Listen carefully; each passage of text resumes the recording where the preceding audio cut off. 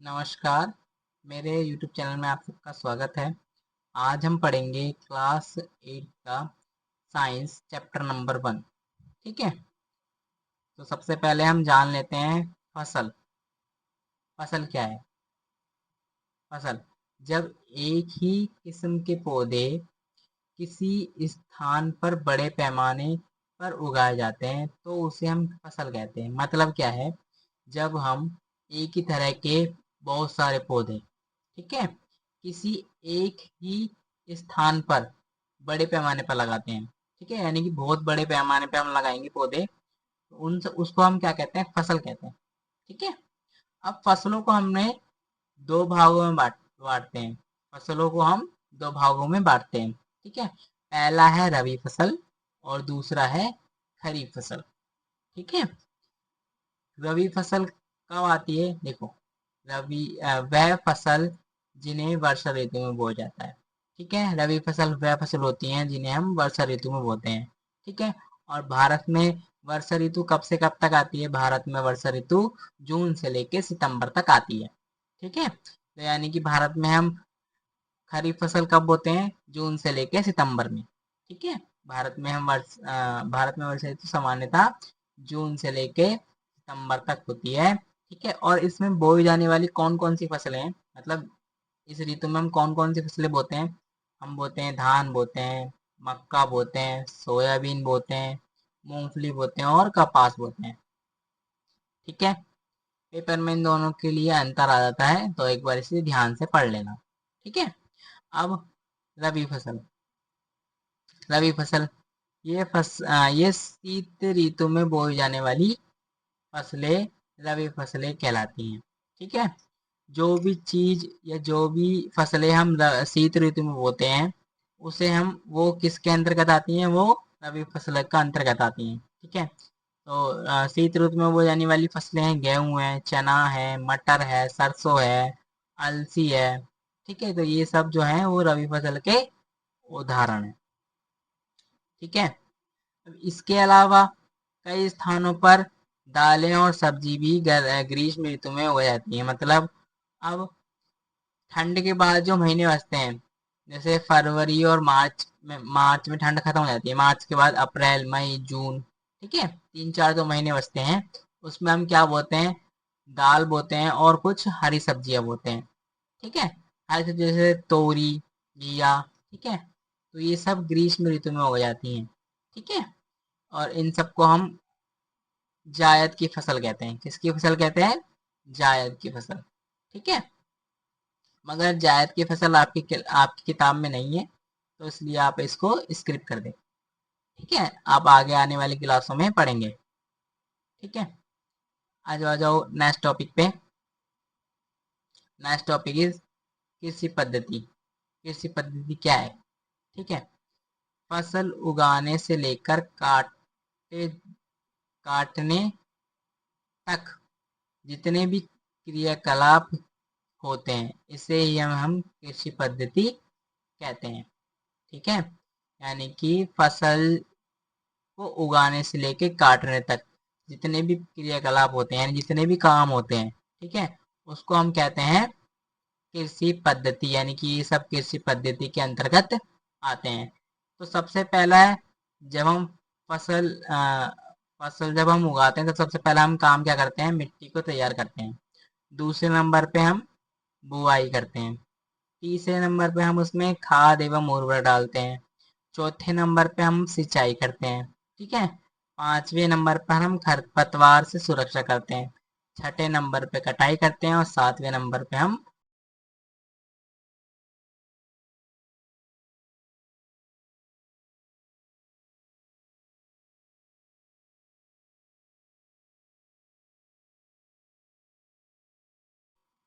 Next topic है मिट्टी को तैयार करना।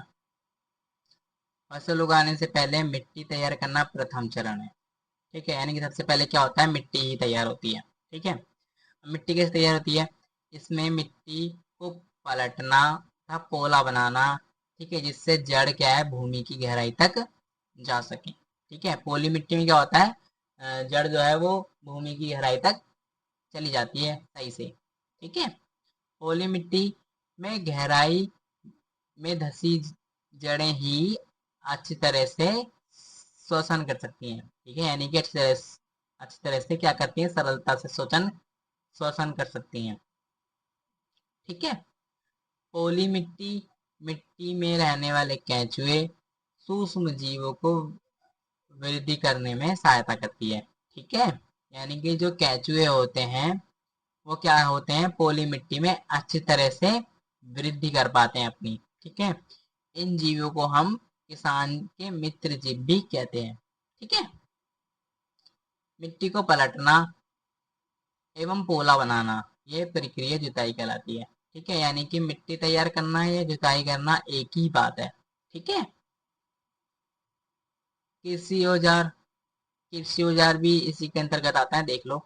ठीक है, अच्छी उपज के लिए बुआई से पहले मिट्टी को भुरभुरा करना आवश्यक होता है, यानी कि मिट्टी को पोला बनाना यानी कि जुताई करना आवश्यक होता है। यह कार्य अनेक औजार से किया जाता है।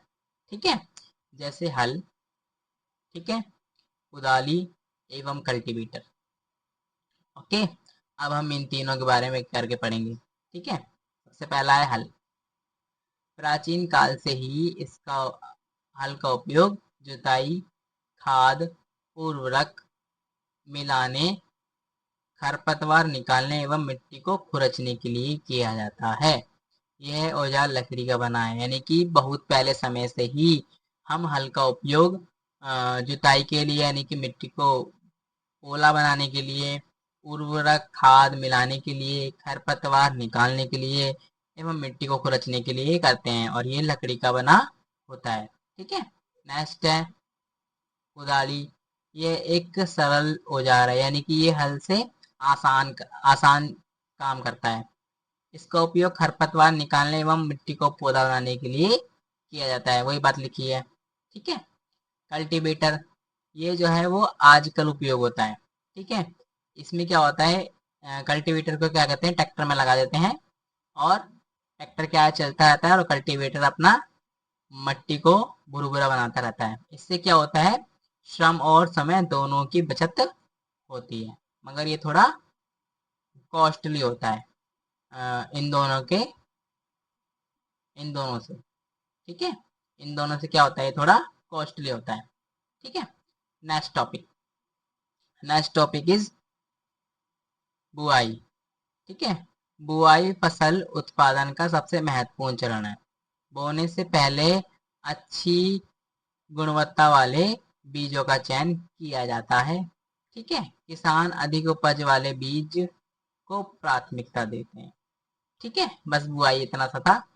ठीक है, अब आ जाओ खाद एवं उर्वरक, नेक्स्ट टॉपिक।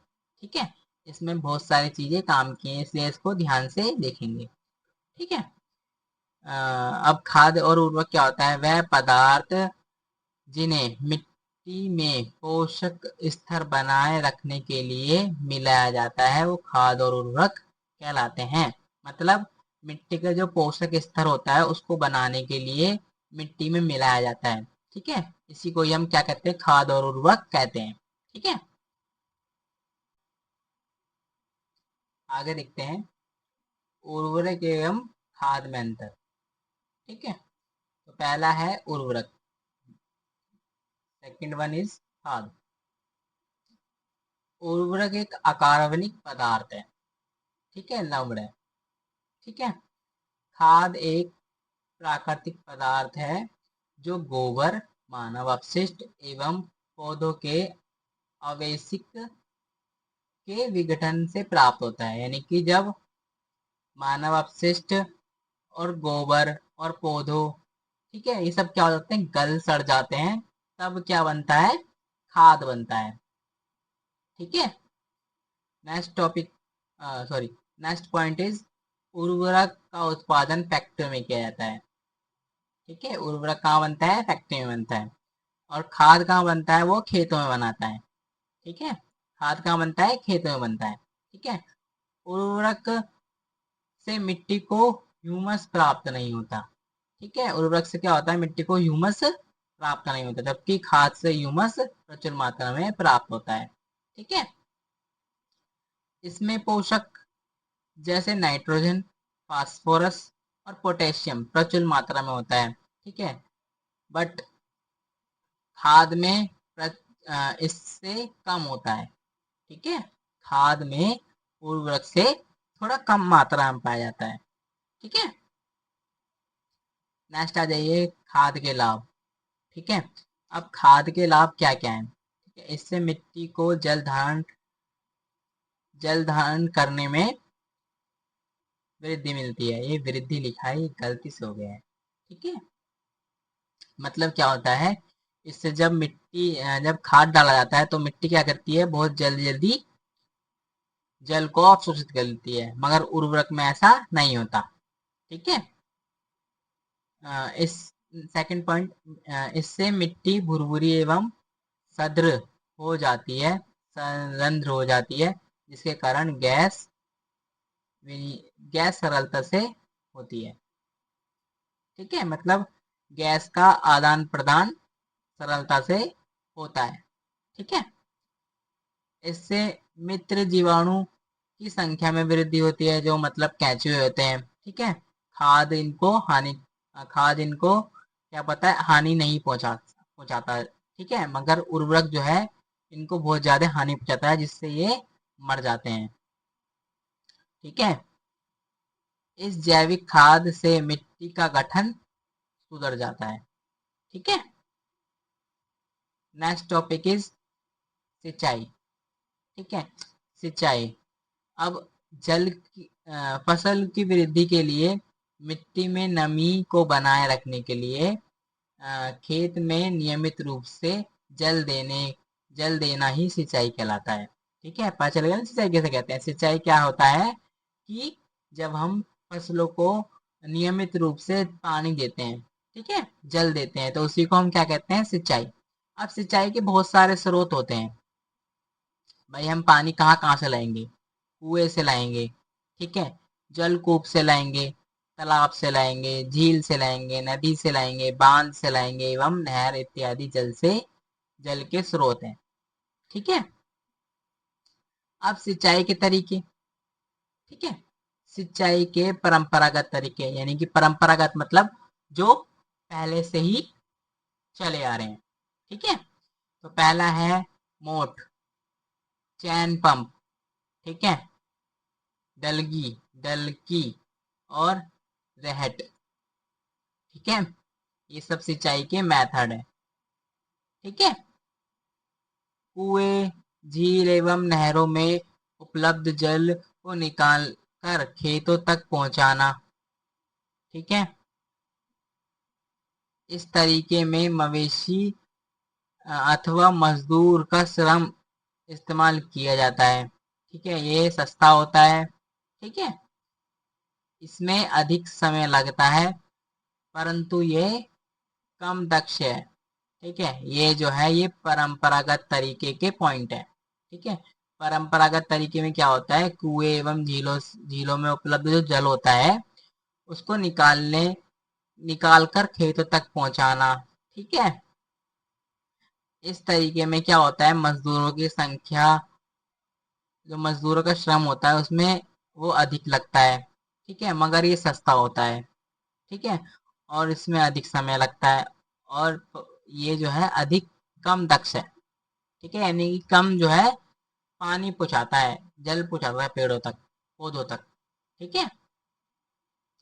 सिंचाई के आधुनिक तरीके, ठीक है, सिंचाई के आधुनिक तरीके। नेक्स्ट, क्या इसमें दो विधि हैं, एक है छिड़काव विधि और एक है ड्रिप तंत्र, ठीक है। छिड़काव तंत्र और एक ड्रिप तंत्र, ठीक है। अब देख लो, इसमें समय कम लगता है, ठीक है, इसमें आधुनिक तरीके में, ठीक है, इसमें क्या लगता है, समय कम लगता है, अब मवेशी और मजदूरों के श्रम का इस्तेमाल नहीं होता, ठीक है। तो हम सबसे पहले हम छिड़काव तंत्र पढ़ते हैं, ठीक है, जिसे हम स्प्रिंकल सिस्टम भी कहते हैं, ठीक है, इंग्लिश में स्प्रिंकल सिस्टम। इस विधि का उपयोग असमतल भूमि के लिए किया जाता है, ठीक है, जहां पर जल की मात्रा कम होती है, ठीक है, जहाँ पर जल कम पाया जाता है वहाँ पर छिड़काव तंत्र का उपयोग होता है। ठीक है, इस विधि का उपयोग वहाँ होता है, ठीक है, जहाँ पर जल कम होता है। ठीक है, इस विधि में ऊर्ध्वाधर पाइप के ऊपरी सिरे पर घूमने वाले नोजल को लगा दिया जाता है। ठीक है, यह सारे पाइप निश्चित दूरी पर मुख्य पाइप से जुड़े होते हैं। जब पंप की सहायता से जल मुख्य पाइप में भेजा जाता है तो ये घूमते हुए नोजल जल को बाहर निकालते हैं। ठीक है, इस विधि का उपयोग अधिकतर बलुई मिट्टी में होता है। ठीक है, नेक्स्ट है ड्रीप तंत्र। ठीक है, ड्रीप तंत्र में क्या होता है, इस विधि में जल क्या बूंद बूंद करके पौधों की जड़ों में गिरता है। ठीक है,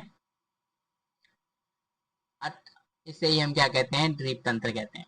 ठीक है, इस विधि का उपयोग फलदार पौधे, बगीचे, वृक्ष को पानी देने के लिए सर्वोत्तम तरीका है। ठीक है, इस विधि में पानी बिल्कुल व्यर्थ नहीं होता।